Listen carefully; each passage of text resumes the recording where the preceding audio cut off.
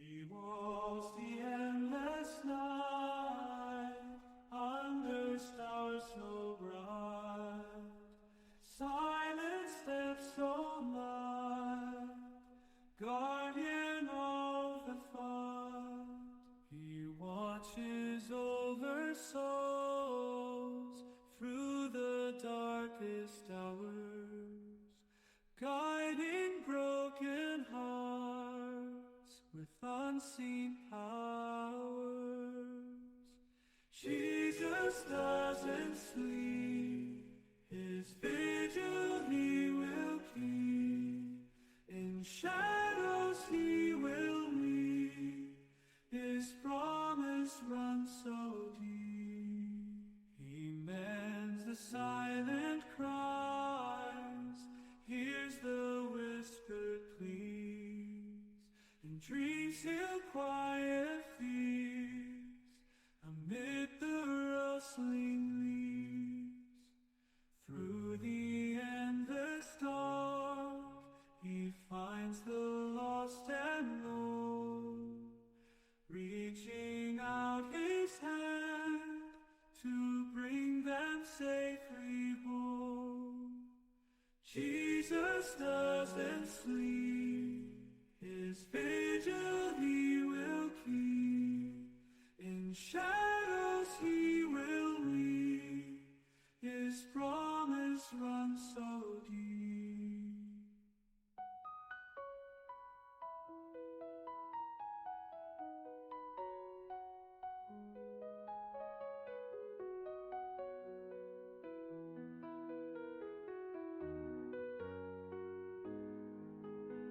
Through the endless dark, he finds the lost and lone, reaching out his hand to bring them safely home. Jesus doesn't sleep, his vigil he will keep. In shadows he will lead, his promise runs so deep.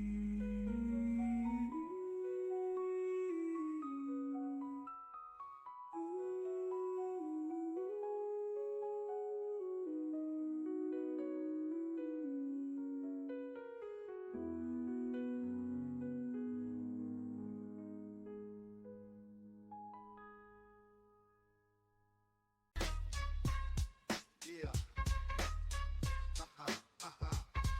Yeah. Through the beat, grinding street, feet stomp on concrete. Knighthood dreams were real, meet the elite. Veins chewing ice, clock ticking, tick tock. Bodies move, clock, nap, knocked in the script. Rhythm in the grip, Adidas on the feet, slick slime, never trip. Roman coke sip, hip hop the ship. Midnight ritual, neon light strip. Gangsters don't sleep, they boogie down. Hustlers in the town, no frowns, just boogie down. Off the sounds, make rounds on the ground. Dance all night, our spirits unbound. The pips and bloods in sync, shadows blink. In the back streets where the strobe lights blink, sweat beads on the brow. The last guy, just groove, make a move, it's a show now. Fiends and dreamers, beamers parked aside. Gangsta lean, mean, but tender inside. Funky beats collide, ride till sunrise. Eyes wide awake, ain't no goodbyes. Gangsters don't sleep, they boogie down. No frowns. All right. Good, wonderful morning. Good, fantastic morning, honestly. Today's a great day. I don't know why, but it's a fantastic day. Woke up feeling good. Everybody feels good. So last week, we weren't able to be live. What ended up happening is I got a virus. And I know you thought I was like some immortal deity, but I keep telling you people, you know, the ancient gods, they were immortal but not infallible. Meaning that, you know, they were immortal in terms of they didn't age or they aged really slowly.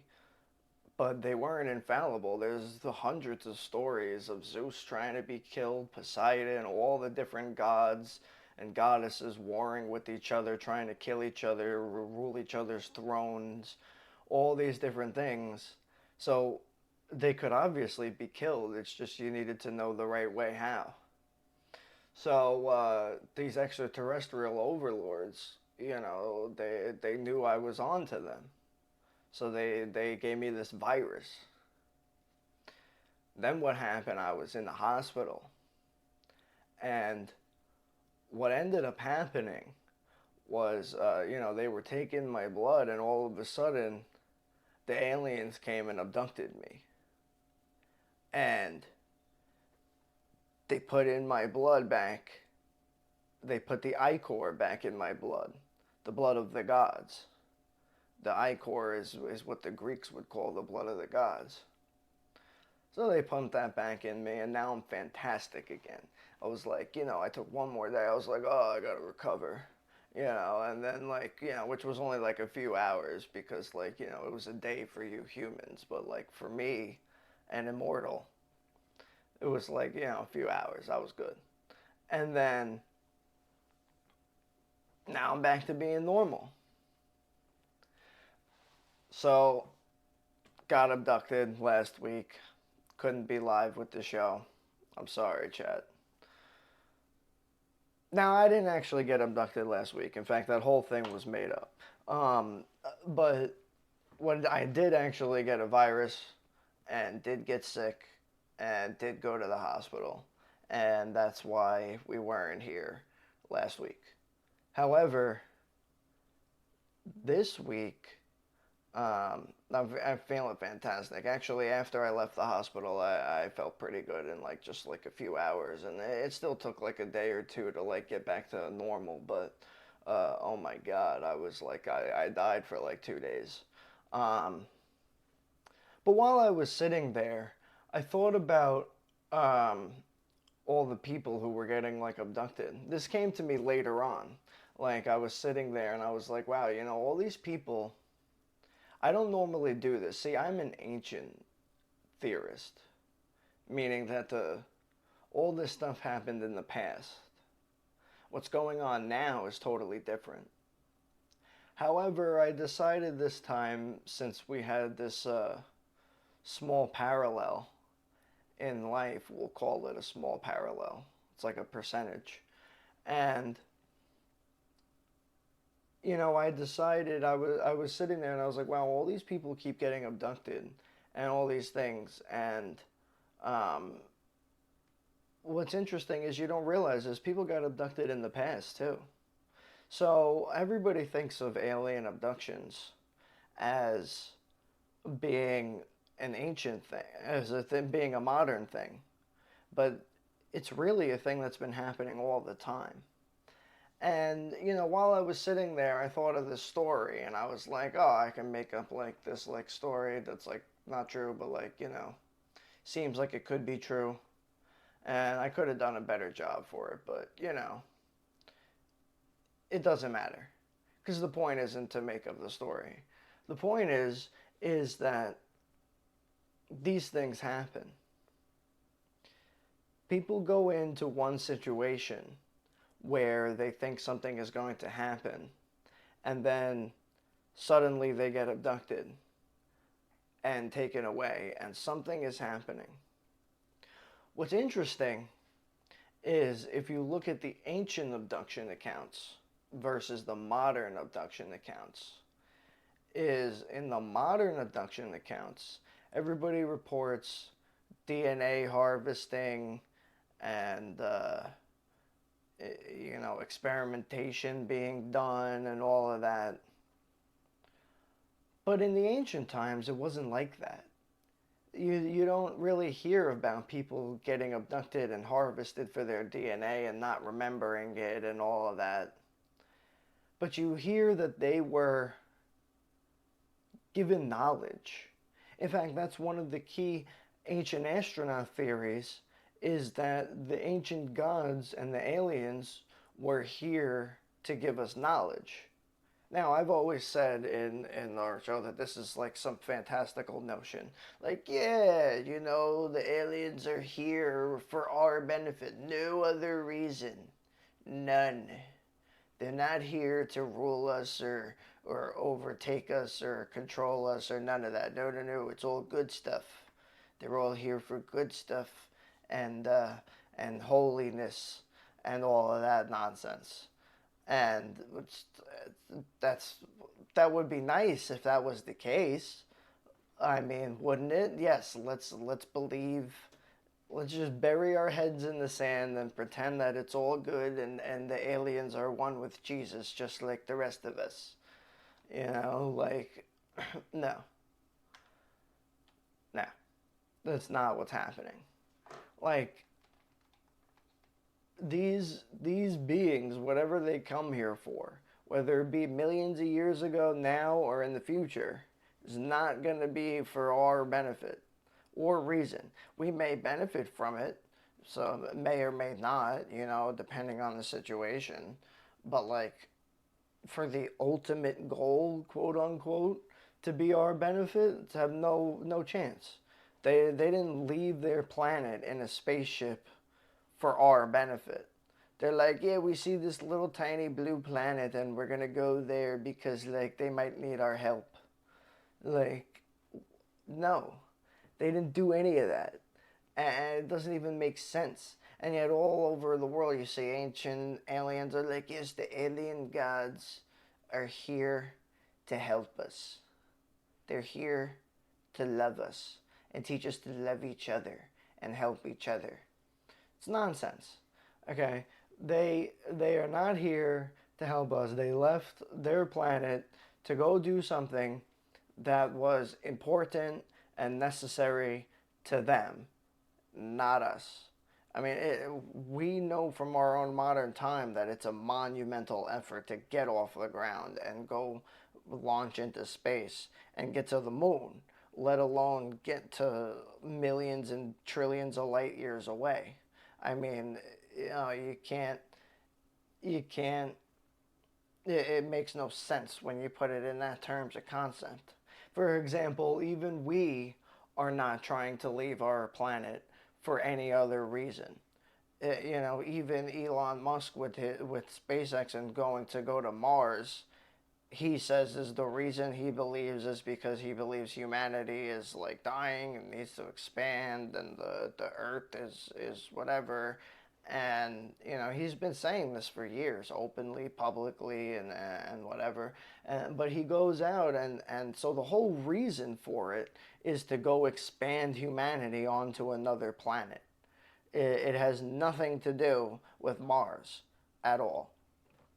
For example, if we were to go there to Mars and terraform the planet, it would literally be terraformed to our liking, not to whatever creatures may or may not exist on Mars' liking, or whatever naturally would evolve on Mars, you know, over time or millions of years or whatever. It has nothing to do with that natural aspect of it. It has everything to do with our need for survival and all of that stuff. So why would it be any different with the alien gods? You know, but it wouldn't. It wouldn't be any different. And so you continue on and thinking that, you know, they're here for us and all of that. Just because, you know, and then people say, oh, they point to the examples of, oh, you know, nuclear technology. And the gods have come here and to warn us about nuclear technology. And no, they might warn us about nuclear technology. There might be like one or two guys that are like, hey, we're going to go secret away outside the rule of whatever, who's ever in charge, and go tell them, hey, can't use nukes. You know, it's not good. You know, you're splitting atoms. It has this effect on the other side of the universe, you know, some sort of Mach principle thing or whatever. And so they might tell you that, but you can't glean that that is like the whole purpose of their visit. Like to tell us that like nuclear technology is bad. We know it's bad. You drop it on one city and it fried thousands of people. You know, instantly. It's in fact, it's funny. I was just looking at simultaneously. I was looking at this documentary about Mohenjo-Daro, and Mohenjo-Daro is considered to be, by ancient alien theorists, an example of a site where some sort of atomic weapon or extreme warfare weapon was deployed and vaporized people and killed them instantly. And in fact, it's a true fact that they're finding, corpses there, basically petrified, still holding hands. Skeletons still holding hands. It's crazy. And what's weird about that is you would think that it would be more like some sort of situation where, well, I guess if it's been thousands of years, it might, um, still apply. But you would think that if it was true that there was some sort of radioactive level or aspect to it, that they wouldn't be just skeletons, decomposed. Now, I don't know if the skeletons are radioactive or if they've been tested for radioactivity, but the point is that, there's examples all over the ancient world of similar situations. So, could it be that that was an area where atomic weapons were used? Yeah. Would it be the same as our atomic nuclear weapons like the ones we use? No, it would be something different, something that their civilization developed, some sort of technology. Obviously it didn't completely flatten the city structure because we still see a lot of it standing. It obviously destroyed a lot of it, but it didn't completely flatten it or destroy the buildings and the brick and all of that entirely, because we still have an archaeological site that we can go to and dig and discover and all this stuff. So obviously it would have been used in the past. But is it us who used it or them who used it? Well, the stories say it was them who used it. Doesn't mean it really was. But the point is that they could know based on their own usage of it that it's not good. So it's not, it doesn't mean that it's significant to them for it to be a whole, you know, talking point, a thing where all things stop and they have to continue on with their agenda in a totally different way. Whether they're going to go from not interacting with us to suddenly interacting with us. So it's interesting when you look at all these stories, because somebody was taken, abducted, and told something about what they were doing. So, in these cases, in the ancient world, you hear about a person being taken or meeting with a divine being and then being saved. But not all of them are saved. Only like, one or two. You look at the story of Lot and his wife being told by the angels that they need to flee the cities of Sodom and Gomorrah because God has deemed them not worthy. Some people have said that even Mohenjo-Daro might be one of these cities, though I think that there's a lot of evidence that points to that it's not. But some have said it might be. But the thing is that when you look at all these events, somebody was told something. For example, we look at Moses in the Bible. He was given not one, but multiple encounters. And he was taken up, and there's ancient texts written that when Moses went up to Mount Sinai to meet with God, a giant cloud descended and landed on top of the mountain, and then a doorway opened in this cloud. Moses walked in, the doorway closed, and the cloud lifted back up and went up into the quote-unquote heavens. So then we translate in our times that God took Moses and went up to heaven with him. Well, but that's a mistranslation. In the ancient times, the heavens were anything that was above the atmosphere that you couldn't see with your naked eye. So if I fly up and all of a sudden I'm gone from my view, he went up into the heavens. Where'd he go? To the heavens. And today we translate that in our own modern term of or definitions of religion as being he went up into heaven with God. But heaven could just be space. In fact, heaven is just space, because anything that was out of their view in the upper atmosphere was the heavens to them. So heaven, it could just literally be space.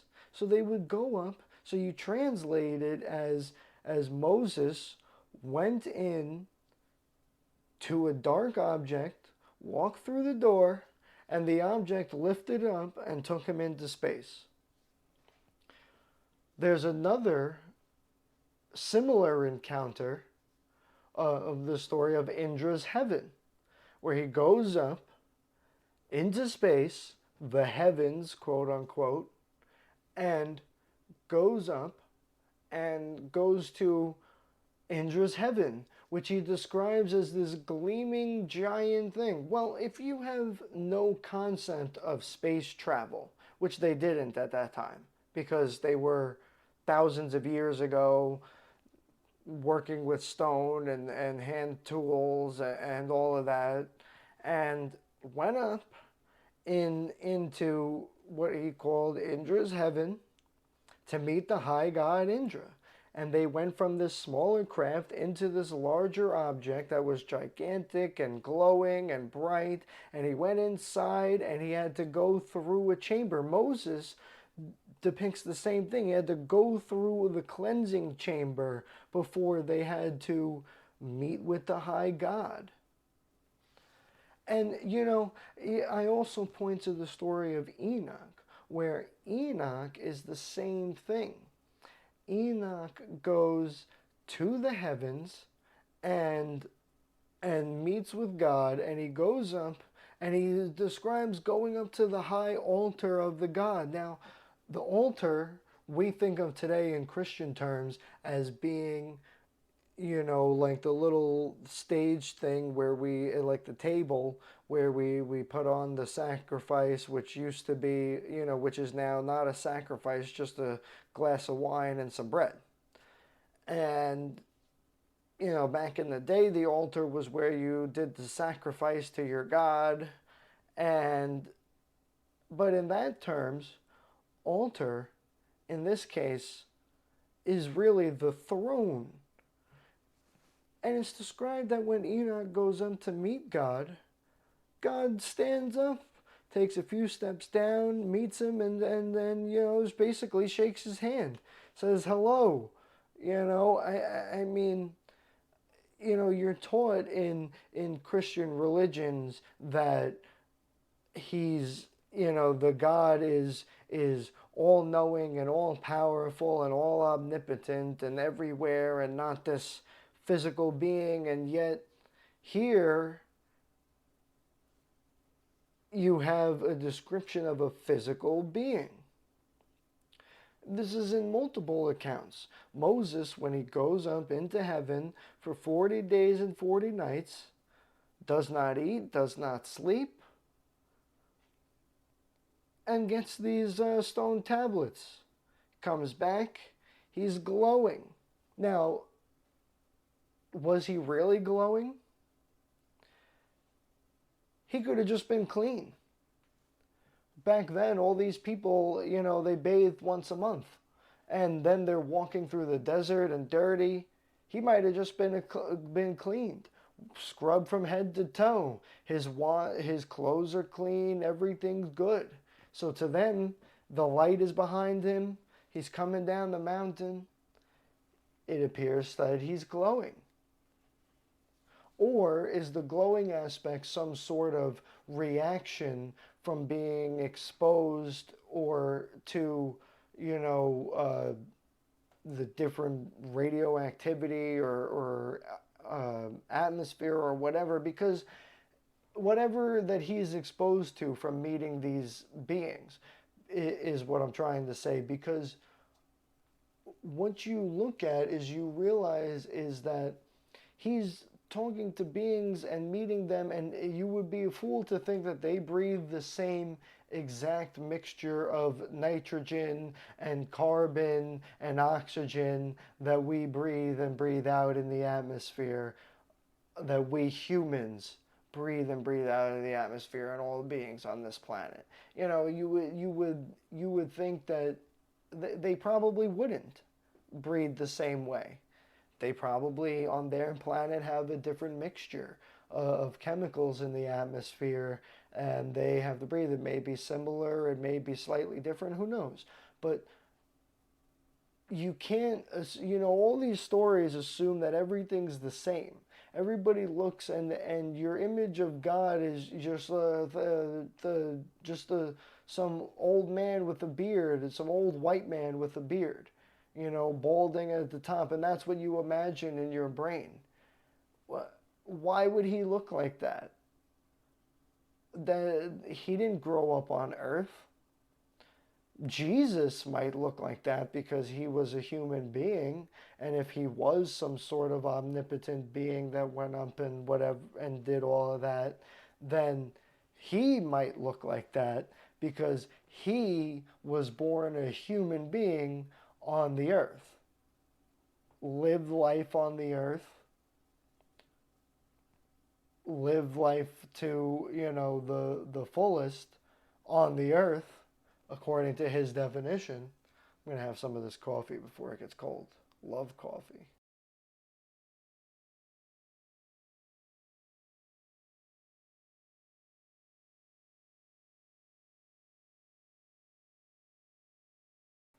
That is fantastic coffee. So, why would any of these beings be the same that you think that they are as on Earth? They wouldn't. They would look very different. They may use a disguise that looks like us, but look at all the depictions of the ancient gods. Look at the depiction of what were they called? The Telkame in Greek, the fish people. Is that them? What would their name was? Um, but look at depictions of the fish people all over the world. You think the story of Atlantis and all of that, and people think it was a sunken city, some civilization. Maybe it was, but you can't, with all the different water worlds out there and different combinations of planets and chemicals and life all over the universe, who's to say that some of these beings don't resemble fish people? They look at, they look and they may look like they have, different facial features of a person similar to them. Obviously they would have different sort of mouth because they would eat different things, different teeth and whatever. But they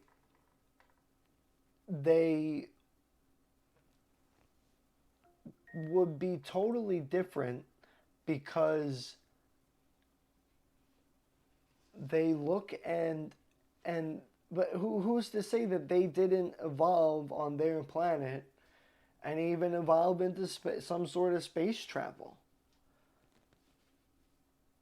maybe one day some geological thing happened and a shot of Earth, or terrestrial matter, because it's not Earth, they're not on Earth, shot up and gave them some land and they were able to, evolve and launch off. Who knows? And then they came here to our planet and they live in the water. And that's why they look the way they do. Many scientists are pointing to the fact that octopus might actually be a form of extraterrestrial. Maybe came here from some sort of frozen comet or something, maybe fully formed, maybe not. But they don't have any genealogical similarities to creatures in our planet. They have over 50,000 genes. We humans have about 25,000 genes. So that's like double. They got multiple brains, multiple hearts. They're like nothing else on this planet. They can camouflage, they can use objects and as tools, they can build shelters, they can contort their body to fit into any tiny crack or space or all of that. I mean, you ever see there's this crazy video of this octopus that was on the boat and there was a little crack in the boat and it fits its whole entire body right through. I mean, imagine that. It like morphs its brain to be able to squeeze through this little tiny crack. And apparently they even have the ability to manipulate their RNA in their body, which is just absolutely incredible. I mean, that's almost like having a superpower. That's like being one of like the X-Men and some sort of mutant. And so these octopus, what if they were extraterrestrials? So the point of me saying this is because they are extraterrestrials. That's what scientists are saying. But do you think that you would meet extraterrestrial life and they would be just as intelligent, if not more as intelligent than us, and you think that they would look like humans or something similar, a biped with 2 arms and 2 legs, a head, nose, and mouth? But the universe is massive. They could be an octopus. They don't have to look like a human being. They could just be an octopus. And so who's to say that these other beings who came here would look like human beings? And yet some of them are described as looking exactly like that. There's the stories of the sirens in the ocean on little tiny islands singing and luring people to their death on rocky shoals and all of that. Some scientists now might be saying that these might have been actually squid or octopus that were morphing their body to look like human beings, because descriptions of people from people who've survived the encounters in those old days describe them as not really being able to talk but just make hissing noises, and the singing was really more just like different pitches and tones. It wasn't really like words that we think of today. And they looked like human beings in a way, but they had fish-like or squid-like tentacles at the bottom. And so you would think then that maybe this being was a fish being morphing into a human. Well, what could do that? Well, octopus can come out of the water and they can clearly survive. So, they may not need to breathe for a while. Maybe they can let their body out of the water for a bit. Maybe they got out of the water saw these human beings, and because they're highly intelligent, were able to morph their bodies to look like human beings, just like how they're able to morph their bodies to look like other fish and sea creatures and rocky shoals and things. They may have been able to do the same thing and morph into human-like creatures. You know, we don't really know yet, but it's entirely possible that they did that for some sort of prey hunting tactic. You know, maybe it didn't work or whatever, but the point is it could have been exactly what they did, because we know that they're able to entirely morph their shape, and it would make sense that they weren't able to speak human words because they didn't have the same sort of mouth, ears, and nose and all that. It wasn't like a real person with lungs and vocal cords and everything. So it couldn't, it could, you know, it only gave the outward appearance of being a human. So that could be one of the reasons why it was exactly like that. So, and then people were taken and eaten by these creatures, you know, or killed and dragged to the depths by these creatures.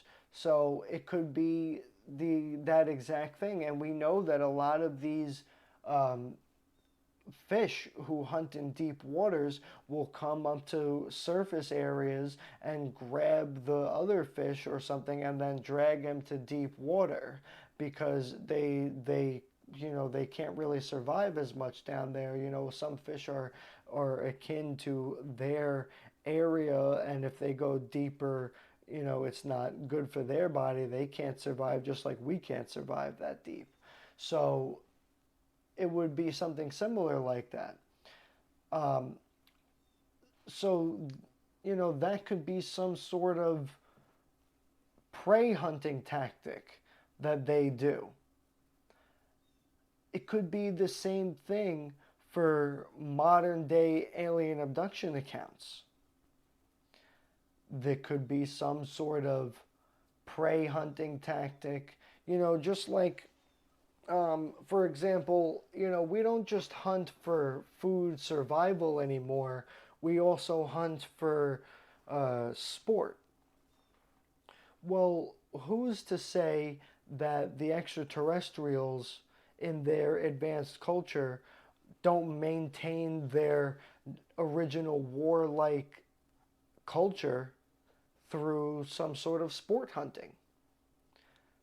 Maybe that's what alien abductions are, a sport hunting. Because according to some modern abduction records, some people report being taken on the ships and seeing beings in cages or in giant tubes, like as if they were some sort of laboratory specimen or a zoo specimen, like as if they were in a collection.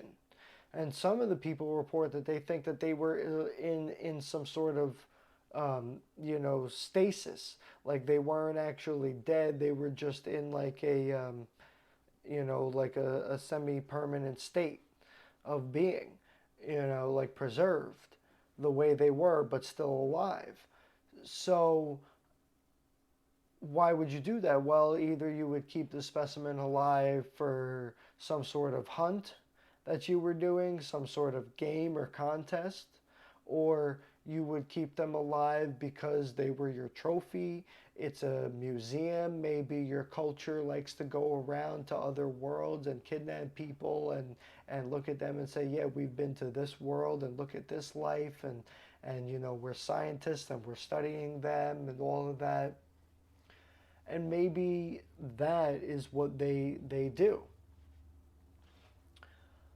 Last time on the show, I pointed out to the fact that these people keep reporting that they're being told by these extraterrestrial beings that they're working with, that they're from the Pleiades star system.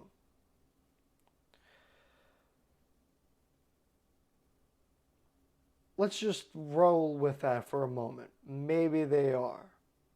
Let's just roll with it for a moment, okay? We're going to present it as the theory for a bit. If they came from the Pleiades star system, why would they be abducting people? Well, let's start with it. One, they may be exactly like the theorists say, where there's some sort of us from the future here to help us now, experiment on us so that we can be medically better in the future. You know how I feel about all these holier than thou hypotheses that these alien gods are just, they're saints, and they're here for our benefit, to heal us. They're us from the future, to heal us and make us feel good. Even if they were us from the future, they would be coming back here to the past through some sort of time travel means for their benefit. They wouldn't, otherwise they would have no reason to come back here. They would just be observers and we would see nothing and have zero interaction. But instead we have interaction. So you know that it's some reason that they're here. Whether it be people from the future or from another planet, there's a reason that they're here. Now, you look into these beings coming here, and some of them report that they're all just, they're here to do experiments and do all these things, and they need DNA for their experiments. This might be what the reasons for the cattle mutilations were, because they harvest things for some sort of DNA. But they harvest genetic material and all of that, but I feel like that wouldn't be enough for them. Especially if they were intelligent beings, they probably would realize that, while cows are similar to human beings and all of that, they're not exactly the same. So they can't, they would only be able to use the cow's DNA and genetic material to a certain extent before they needed, the real thing or whatever, which in their case and our case is our DNA, because we are their genetic offspring. It's like different, it's like a same, different species of the same being. It's like different birds. Different birds are different species of birds, but they're still all just birds. There may be different species of hominid, but they're still all just hominids. Whether you come from a different planet, have the same genetic material or whatever, you're still a hominid. So as long as you have the same genetic material, that would be. If you had different genes and different everything, obviously you wouldn't be considering that they were, similar, because they're not. So when you look into, how do I want to put this next aspect to it? When you look into the stories of the modern abductions of people having their DNA harvested, if it's true, this points to the fact that these beings would be coming here for their exact benefit, because they would need the genetic material to continue on. In fact, I postulated the other time that they would need this material because in order to in order to genetically carry on their species. Maybe they had some sort of problem where they were not able to, um, you know, procreate or do something, and they have to experiment on themselves. But in order to do it, they need genetic material. And, you know, so they harvest our genetic material because we're slightly similar to them, so that they can, you know, help themselves and help whatever to fulfill their needs. The other thing is people talk about being impregnated and harvested with their genes, and having, like, you know, a baby grown up for a certain period of time in the womb and then removed. And what's interesting about that is that actually makes sense if you're thinking about a genetic alien species coming here to harvest DNA for their own reasons. In fact, they might be a species like those species of birds or animals where they kill your young right after you have a baby, implant their own young, you know, they'll lay their own eggs or whatever, and then let you raise it as your children. So their genetic line is passed on, and they just didn't have to do the hard work. Maybe it's the same thing with these extraterrestrial species. They come here and impregnate us with their DNA, so we are birthed their children. And then they don't have to do the hard work. They come back and raise it into the end, and then it grows up, and then they're, you know, their children now. And then they raise them through whatever means possible, and then there they are. You know, so they're a new being comes in, and or maybe they're, you know, smart enough where they're able to use the genetic material to create a child in a lab. They don't need our bodies. You know, they just do it in the laboratory. But in order to do it, they need genetic material. I, for one, postulated that the Greys might actually be biological robots. And in order to keep creating more of themselves, they need to harvest different genetic materials in order to basically, in simple terms, 3D print copies of themselves. And, you know, and this is why they're all just random beings. You know, I talked about how in the stories of the Bible with the fall of Lucifer and his fellow watchers, how after they won the first war and ruled over the earth, and God came back. So what are we talking about here? The military faction who was watching over the earth won the war, and God and his forces pulled out, rebuilt up their forces, came back, crushed the rebels. Because remember, these beings have a different lifespan than us. 50,000 years is nothing to them. It's a few, you know, months, maybe a decade, you know. So,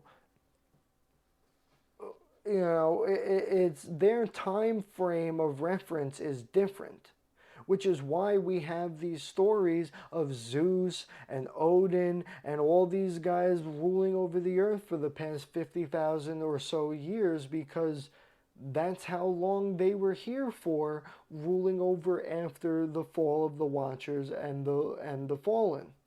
So when God came back, they resumed their original plans, but they still realized that they needed to go back and forth to their home world and they couldn't stay here all the time, and they needed some watcher beings to watch over again.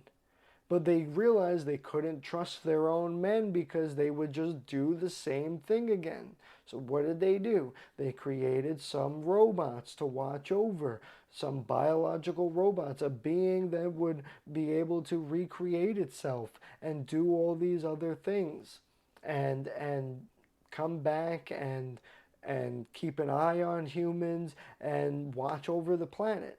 And then from that perspective, it would then make sense if these beings were coming down and telling us that nuclear weapons were bad for the planet, because they're here to watch over life on the planet. It has nothing to do with our benefit, but the benefit for them and their species colony planet, which is what we might be. So these species, they may come here and colonize a planet, and just because we go and settle our colonized areas on our world doesn't mean that these beings would settle it. They just might chalk it off on their map as, a wild home world, a wild planet, not where our beings live or something. And it's just like a place to go visit, like a zoo or something. It could be a number of things, because we as human beings tend to, just like how I spoke about how we view ancient times as being, 500 to 1,500 years ago in our brain. When I say the word the ancient times, the ancient times, the ancient world, ancient humans, you think of like 1,000 years ago. But like 1,000 years ago, we were in the Dark Ages. What about the 1,000 years before that? What about 50,000 years before that? In my brain, when I speak about ancient, I'm talking about, 3,000 years ago or more, or at least the last, 1,500 years. So that would be 500 AD or ACE, as it's commonly known now, all the way to BCE, before the Common Era. So when we talk about these ancient times, this is what they're talking about. So these ancient beings who have come here with their plans may be thousands of years old, thousands of years in the making. And they're here to watch the world. We only live for, the average lifespan of a human life expectancy is 77. So, to them, they might live another 50, 100, 200,000 years. And that could just be a normal lifespan to them. So, but maybe another aspect is these beings are abducting people. These watcher beings are abducting people because these robots need to continue recreating themselves. They need to harvest genetic material. I think we said we were saying this already. So they're going through all these different aspects of what they need, and what they do, and where they're going. It's their plans and their ideas.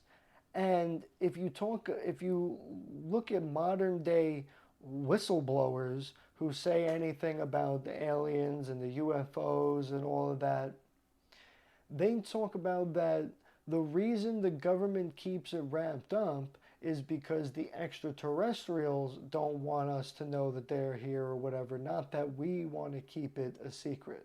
we human beings. That would make sense because they have their agenda. They have their goals to achieve. And they're like, dude, we've been here like 4 million years. We need to just finish our task. Like, shut the fuck up. We got to finish our task. You know, we gotta get the mission over. We got to do our thing. So who's to say that they wouldn't want to keep their presence a secret because maybe they like the hunt. Maybe they like to quarry. Maybe they're just like a warrior race, like I said, and they come here and they capture people to fight in some sort of, warrior thing or as prey or something, as a hunt, because who's to say that a planet doesn't grow up and become a Spartan-like species? They come here and all they do is they want to conquer. You think that, oh, that's just sci-fi, that's just, speculation. And yeah, we're speculating about it, but it doesn't mean it's not the case. It doesn't mean that they can't be a warlike culture, a Spartan-like culture, and because maybe something happened in the future and they trained their military and in order to react to it. Maybe they got invaded and because of that they became a warlike fighting species who went out and were going out into the world. We make the mistake of thinking that these beings are 100 or even 1,000 years more advanced than we are. But what if they were 1,000,000 years more advanced than we are? What if they were 10 million years more advanced than we are? What type of technology would they have? Think about our own technology, how much we've advanced since 1900 to now. 125 years, we've advanced extremely rapidly, through and through, all around. And yet it's nothing compared to what we're going to do. If you look at commercials and scientists and everybody in the 50s and 60s, they would all think like by the year 2000 we all got flying cars. Look at the Jetsons. Like the Jetsons, people thought it was like 2005 that would be happening. People really thought that was what we'd be doing, and yet you don't see flying cars around. You don't see us moving around instantaneously through and teleporting, and we have zero waste, and we get our power from the sun, and none of that's happening. None of that is what's going on. Instead, we're pretty much in the same spot as we were in 1960, but have a little bit different clothes. Our cars are a little better, and our communication technology is a little better because of our invention of phones. But phones are just the communication technology, and cars are just the chariot. Just more advanced. It's nothing new. Nothing crazy. So, what are you, we're not anywhere. And yet, in the 60s, 50s, Wernher von Braun thought that we could be an entirely space traveling race. Oh yeah, you gotta get swifty. You gotta get swifty in here. It's time to get swifty. Uh-oh, you gotta get swifty. Oh yeah. Take off your pants and your panties. Shit on the floor. Time to get swifty in here. Gotta shit on the floor. I'm Mr. Bulldops. What up, Hiv man? I appreciate you with that raid coming in. I am your god of war, or as the song says, Mr. Bulldops. And I'm glad to see you here. I appreciate you with that raid, bro. What up, bro? How was your reveal? Uh, this is me. We're talking about aliens and abductions. And normally I don't talk about modern day accounts, but there are so many things to go on. And we've covered some theories in the first half of the show just now, and you're actually right on time, because we're going to take a sip of this coffee and start the second half of the show topic. So now that I warmed you up to the discussion of it and the extraterrestrials who have been coming here, what we're going to do now is we're going to talk about the differences between the ancient and modern abductions. Take a sip of this coffee. You got coffee? Coffee is fucking good, bro. I'm telling you right now.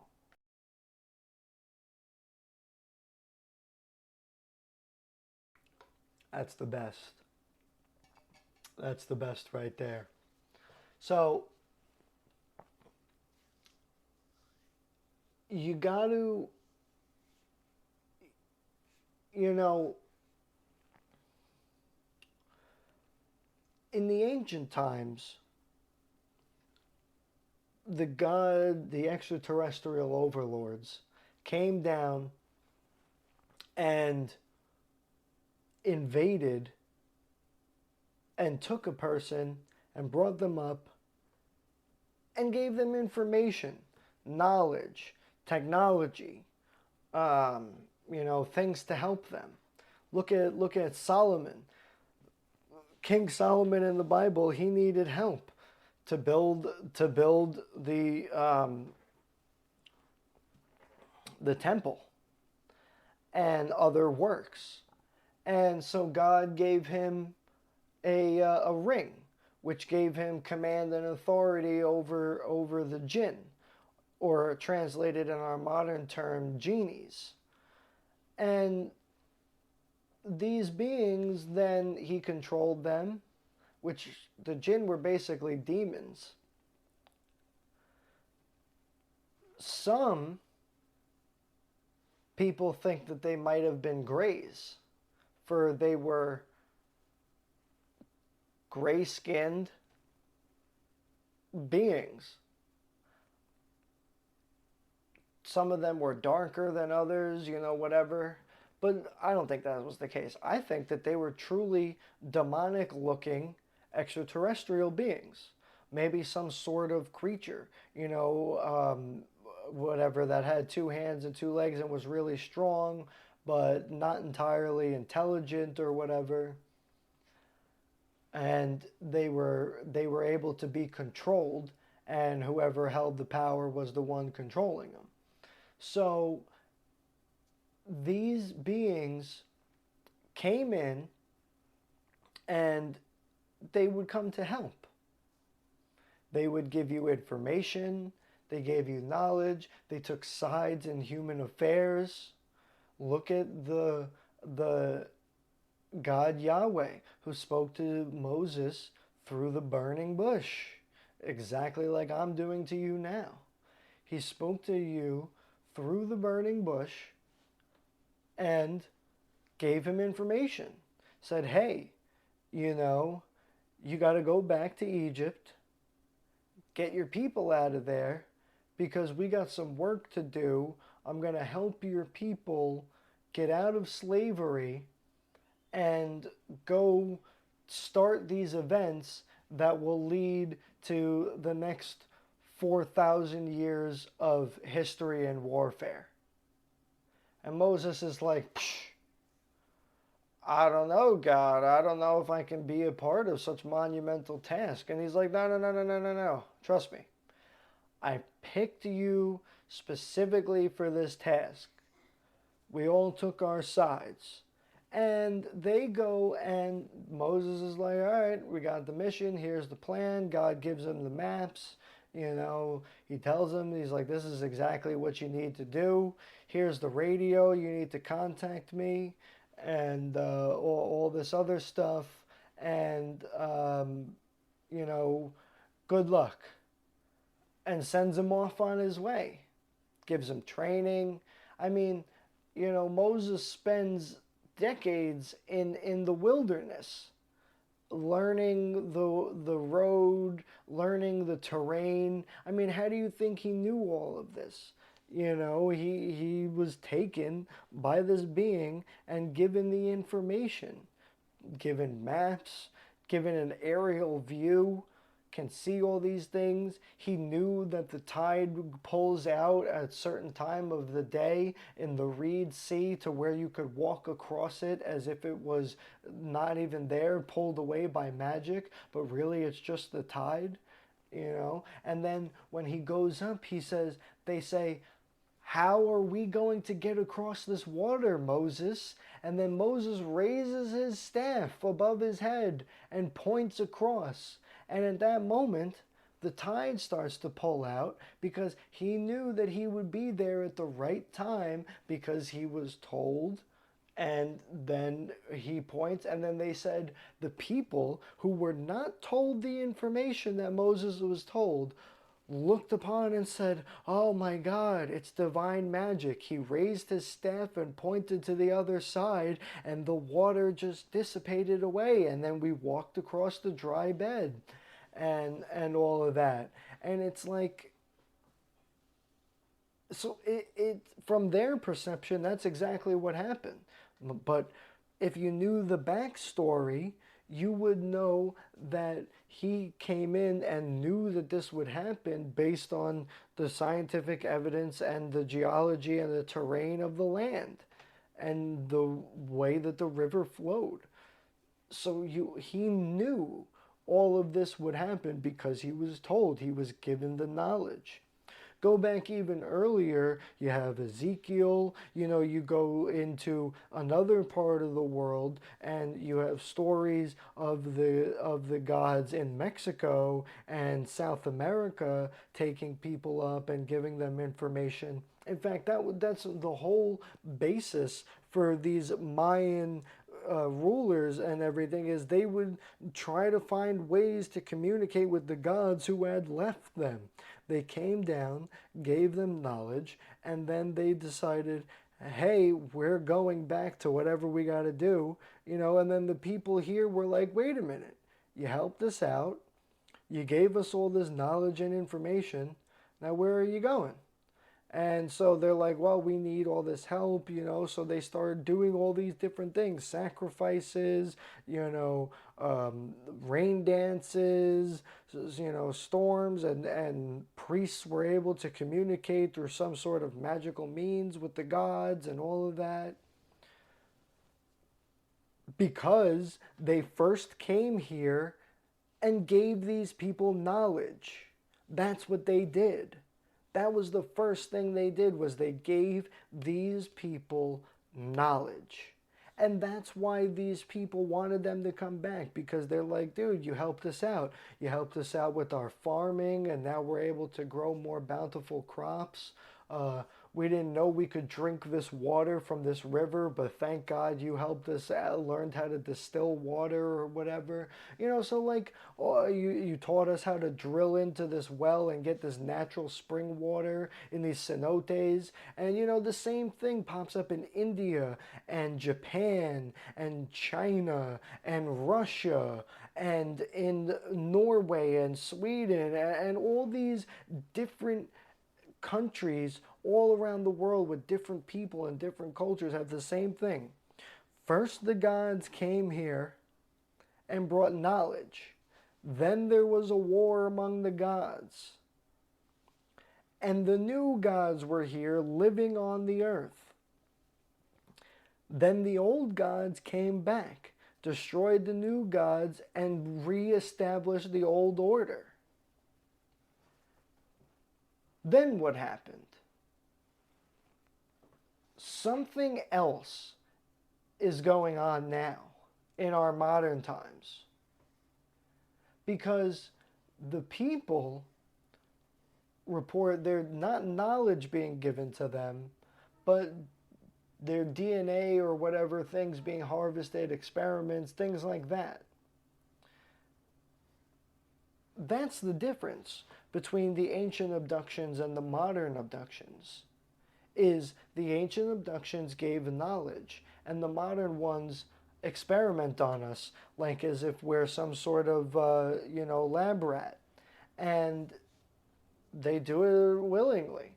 And, another sip of coffee. Let's hear from the Pressure Boys.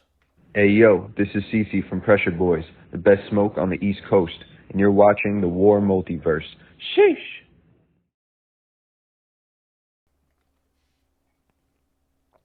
Man, that's great coffee. Um, so,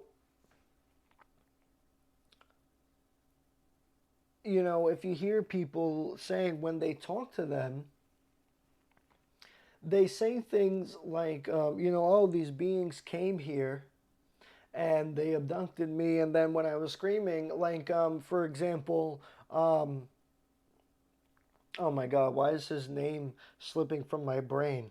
I hate when I do this. This is the bad thing about not writing scripts, is you forget in some instances and then remember a few moments later. Oh, God damn it. Whitley Strieber, there we go. Whitley Strieber is the famous author who also famously writes about his own alien abduction accounts. Now, what's interesting is he actually talks about and he asks them questions. And he says, why are you doing this? And they said, because we can, because we have to, because this is what we do. What does it point to?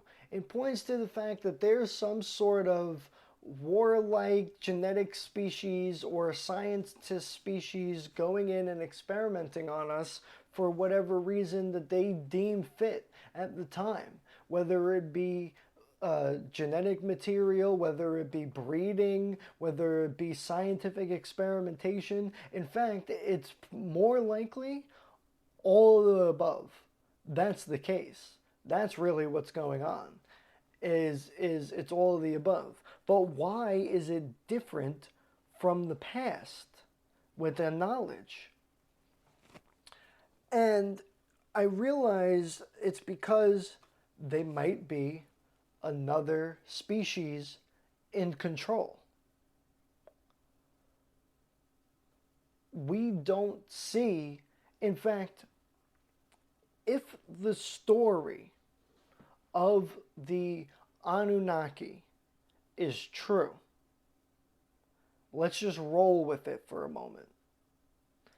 If the story of the Anunnaki, who came from the planet Nibiru, which exists far out in our own solar system and has its own crazy elliptical orbit, which orbits once every 3,600 years, roughly, plus or minus.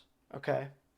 If all of that is true, according to the theory, and according to what Sumerian, tablets say, translated by Zecharia Sitchin and others, if all of that is true, then those beings should have returned a long time ago. In fact, since we are trying to create a timeline, and other people are trying to figure things out as well,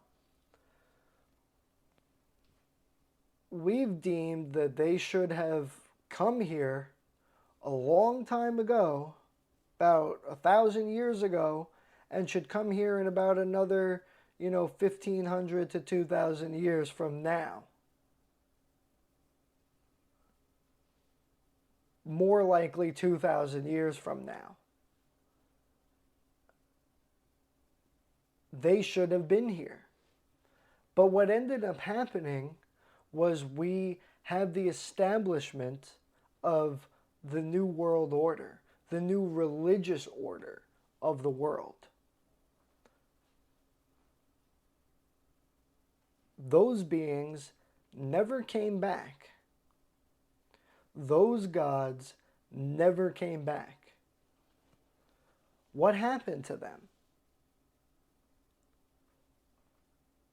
Well, they probably went to war with this new species and lost.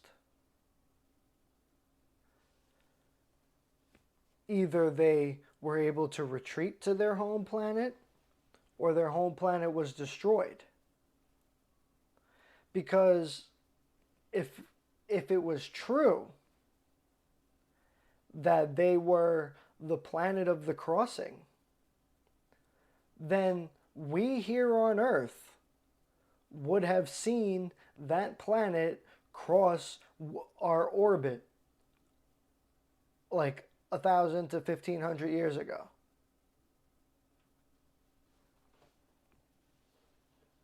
Maybe we did. For example, there's a woodcut that goes all the way back to 500 AD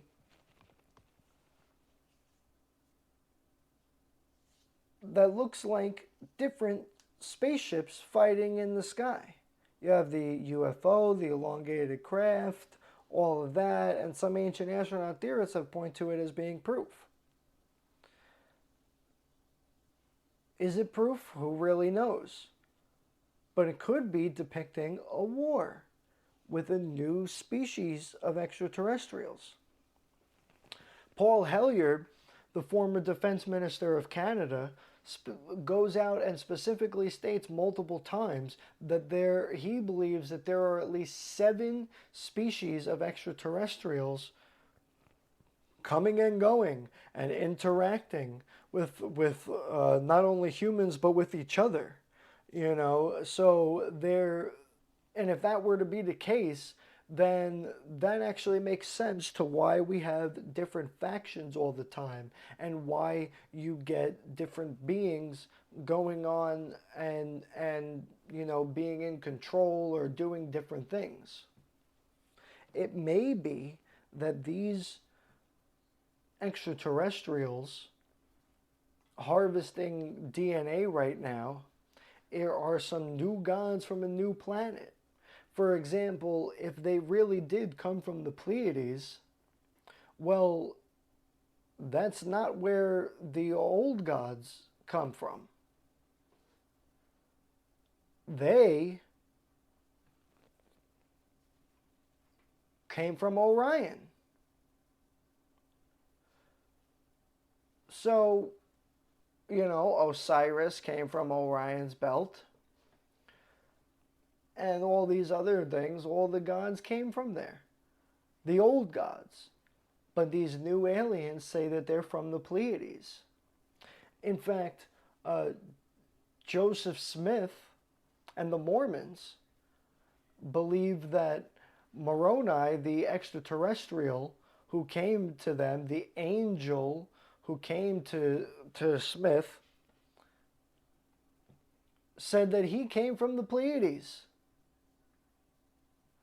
I mean, it's right there. He's not an angel from the all omnipotent God's heaven that we're taught as Christians. He's an extraterrestrial being coming from a different planet. So let's roll with it. Let's roll with that theory for a moment. If these original beings came here and from one planet, and now new beings are coming here from another planet, you will immediately know that there are more than one extraterrestrial species out there. And that they're scientifically advanced enough to be able to create robotic life and other genetically advanced things. But you know that they're also warlike. So, why the difference between the ancient accounts of people being abducted and being helped and giving knowledge and information and tools and technology and all of that, and why that be the case? Because these other beings may be very humble in their origins. Maybe they're about knowledge. Maybe they're a warlike species, but they're also intelligent and and have a sophisticated culture and look for information and want to help people. I theorized that there might be a species out there who actually believes that a real God exists, a true, omnipotent creator of the universe, all knowing, all seeing, all powerful. I postulated that that might exist and that there might be an alien species out there on some planet somewhere that believes in that omnipotent God. And through their technological advancement and space travel and all of that, traveled through the universe in search of that God and found him or it or whatever.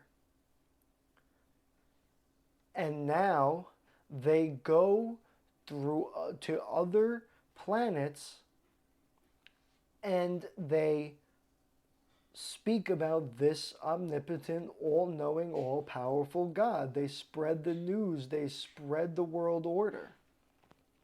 And they go out and they give this information and they say, hey, look, we go out and we believe this and this is what we found and here's the evidence and now you have to believe it too because it's the truth. Maybe that's what they're all about. Maybe that's their thing.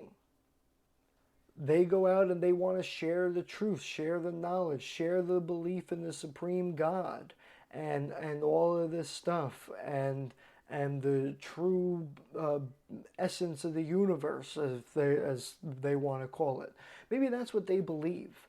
And so they went out and they believe that they either found this being or found evidence of this being, and therefore they want to go and spread that information out there. Maybe they believed in it so hard. Why is it so hard to believe that? Because there are literally billions of galaxies out there with billions of stars in each billion galaxies, and there are billions of planets around each of those stars. Like, there could be life all over the universe that exists in totally different forms in different species that we have no idea. Just because they don't look like a human being doesn't mean that they're not intelligent. Just because they look like an octopus instead of a human being doesn't mean that they aren't advanced in their culture and in their species.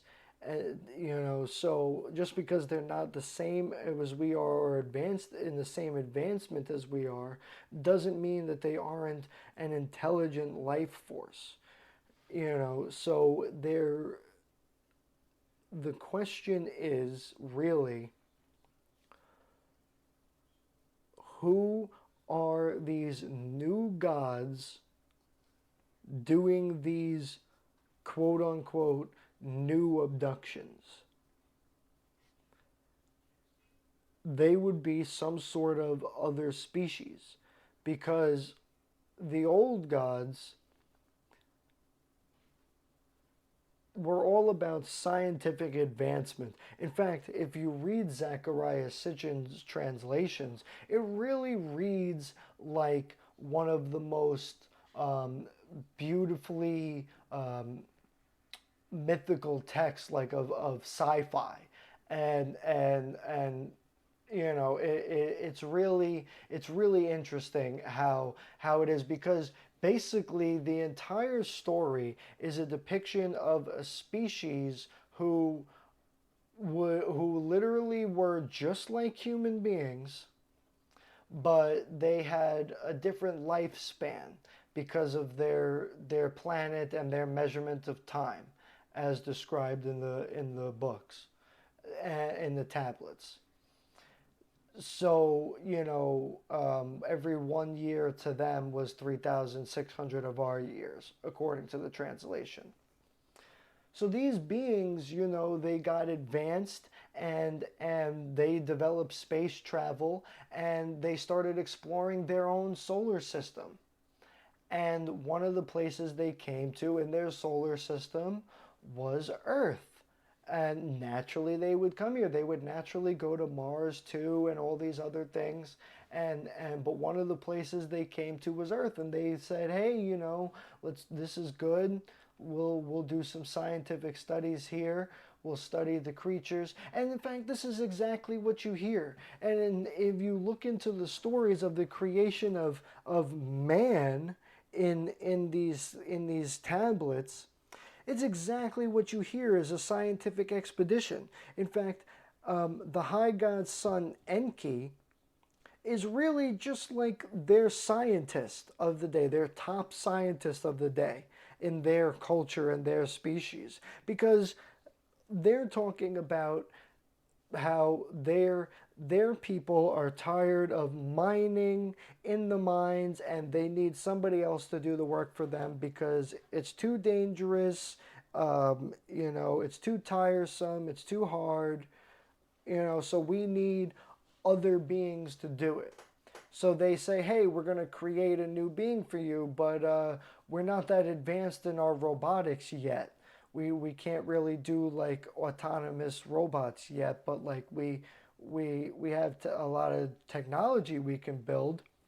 And then the top scientist who's been stationed here on Earth says to them, Enki says to them, "Hey, I've been studying these genetic creatures on this planet, and through our travels, we discovered this hominid-like creature that's got 2 arms and 2 legs, pretty strong, pretty big. And I think with some of our scientific advancement, with genetic manipulation, we might be able to manipulate them into a new species that we can control somewhat." And they say, "Ooh, I don't know, man, creating a whole new species. I mean, I might be the high king, but, I'm no omnipotent God. Who do you think I am?" And he says, "No, we can,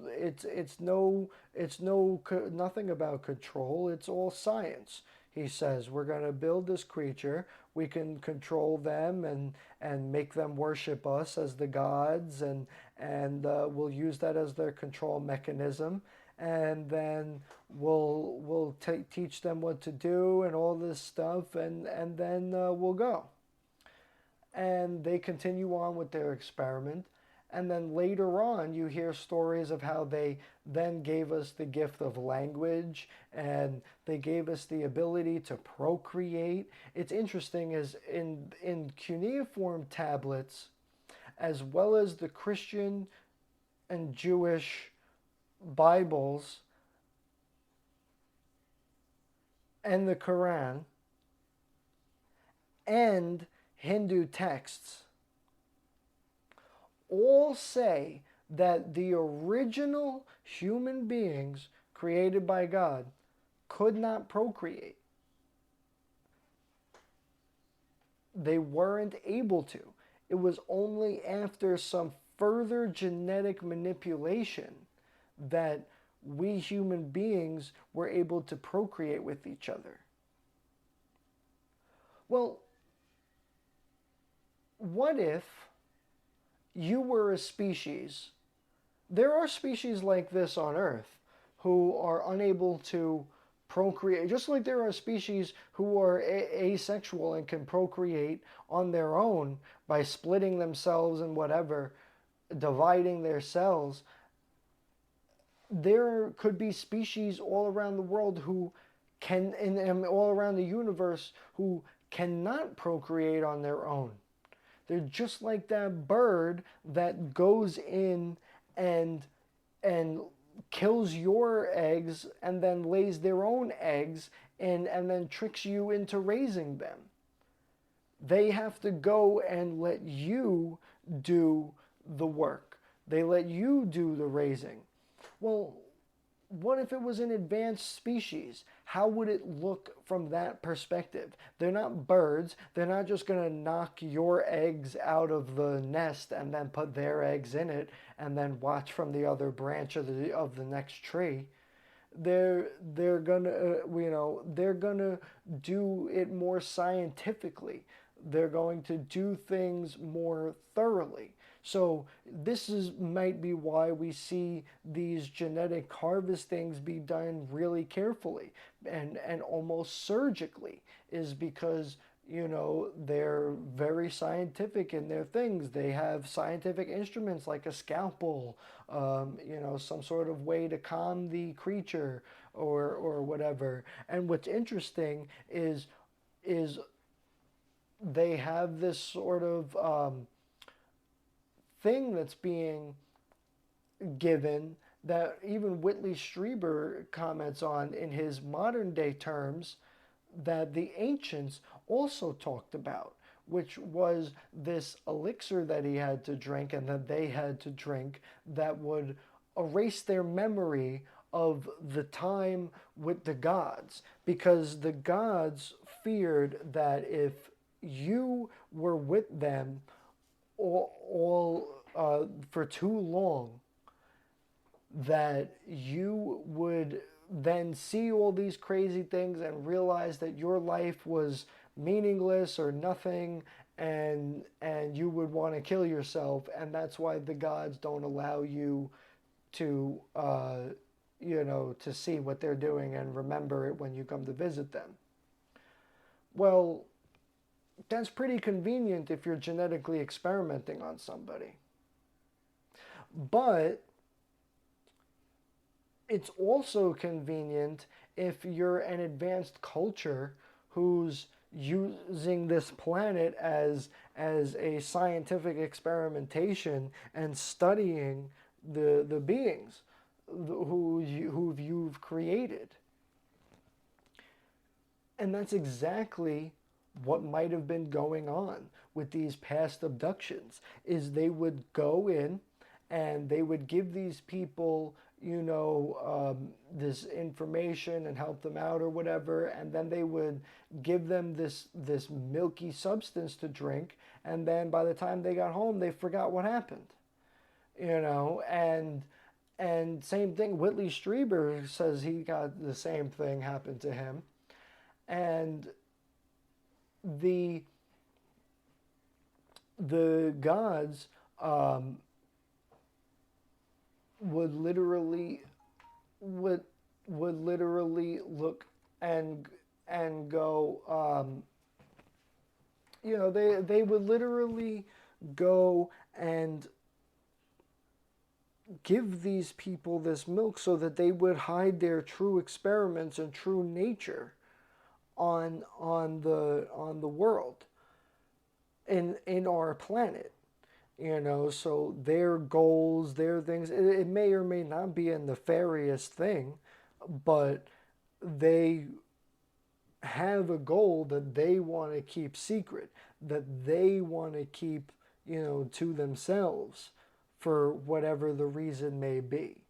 So when you go and look at these differences of the ancient and modern accounts of abductions, you realize that two entirely different things are going on. It's not the same experiment that it used to be. Now, the old gods may not even be around anymore. They may have been replaced by a new order of gods, a new order of extraterrestrial beings who came here and wanted to, do whatever they needed to do. Whether they wanted to pass on their own DNA, experiment, whatever. Finally, we're going to get to another hypothesis. That is that there's the ancient idea of panspermia. Well, it's not really, it wasn't called that in the old times, but it was a similar idea that life is abundant all throughout the universe. Even in just the vacuum of space, tiny molecules are flying through space all the time, and those are parts of the seeds of life all over the universe. They come in through comets, they come from asteroids, they come from all these different things, exploded planets, and these, bombard the Earth and other planets all throughout the universe, which eventually over time spreads life.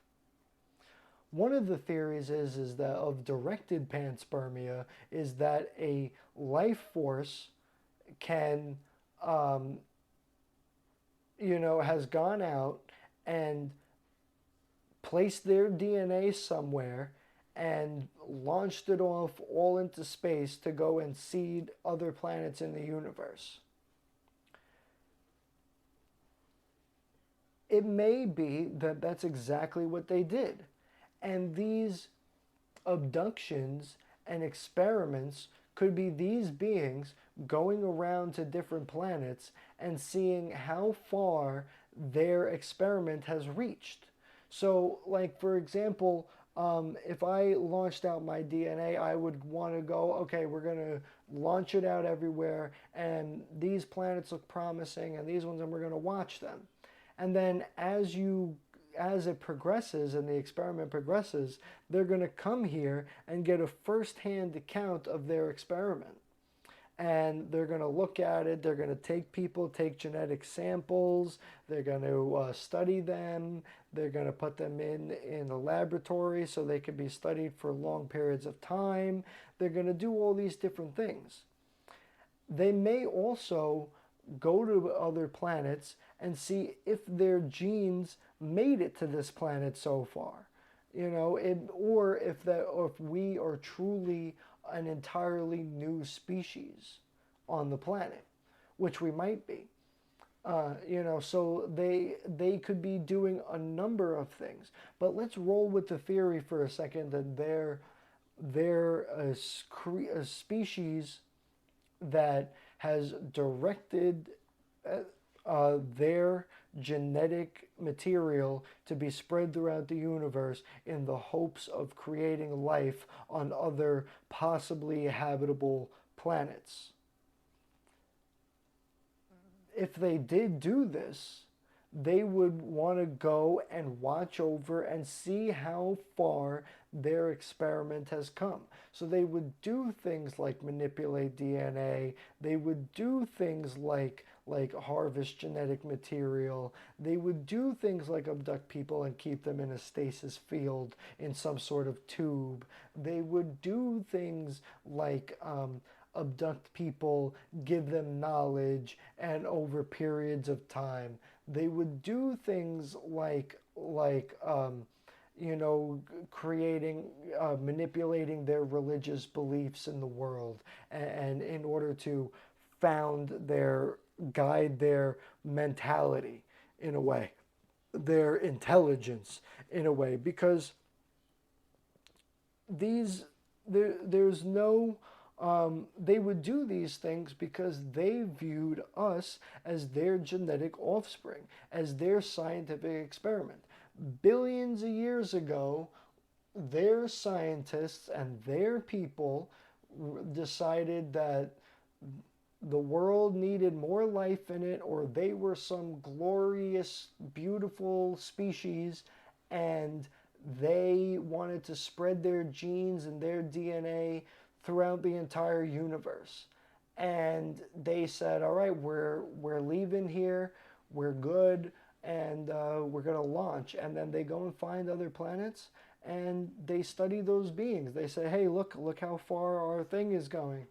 Our experiment is going. We're created, these life forms, and now I went down there last week and abducted a few guys who are prominent in the civilization, and I manipulated some of their genes to keep it going, and we'll check back in another, 1,000 or so years, see how it's worked out, and so from our perspective, it's all just the flow of time. But from their perspective, It's all just part of their genetic experiment, their belief in their glorification. And this is why it's plausible, because when people ask these beings questions, in according to them, they say, hey, we're here because we created you, and we're doing this because you are our offspring, and we're in charge of you, and all these different things.